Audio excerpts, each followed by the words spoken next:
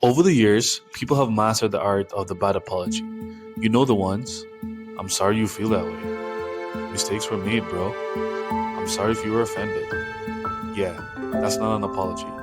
That's emotional gaslighting with extra steps. But don't worry, today we're breaking down how to actually apologize like a decent human being.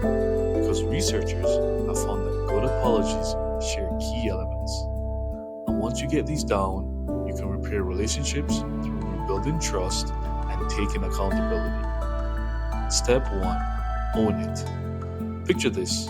Your office has free ice cream sandwiches in the communal fridge, or at least you thought they were free. Turns out they were for Jonah's birthday party, and now half of them are gone. At this moment, you have two choices. One, own up and apologize like an adult. Or two, pretend you have no idea how those ice cream sandwiches disappeared, despite the crumbs on your desk. A proper apology starts with owning the mistake, not blaming the universe, not making excuses. As researcher Scott Soules shares the key ingredients in his viral post. Express sorrow. I'm sorry for eating your ice cream sandwiches. Own guilt.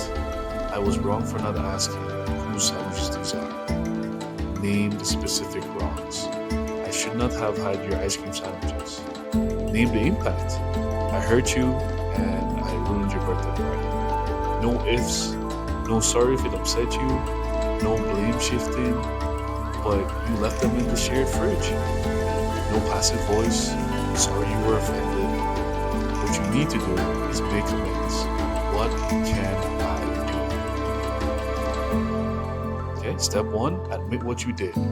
If you can even do that, you're not apologizing, you're just making noise. Step 2, understanding the impact. Okay, let's say you make a mistake was a little bigger than ice cream theft. You promised your best friend, Jess, that you'd be at her championship basketball game, but at the last minute you ditched her for a once in a lifetime concert. You'd figured she'd understand, but now she's hurt and distant. Your instinct? Defend yourself. I didn't mean to hurt you. But here's the thing, intent doesn't erase impact. You might not have meant to let Jess down, but she still felt abandoned. A good apology means taking her feelings seriously, not justifying your actions. Instead of, I'm sorry you feel that way, try, I was wrong for breaking my promise.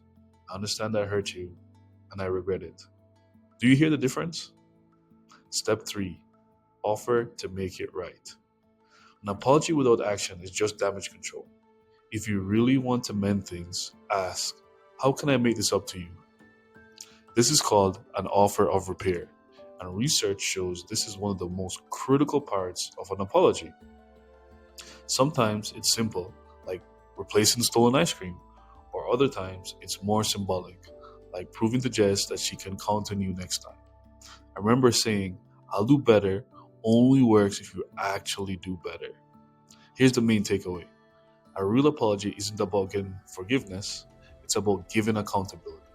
And the best apologies aren't just words, they're the first step of rebuilding trust. So next time you mess up, skip the ifs and excuses, take responsibility, understand the impact, and actually make it right. Your relationships will be better for it, and hey, so will your karma. If you enjoyed this video, please like and subscribe and share. If you want more content around the matter of mental health and self-improvement, please comment below.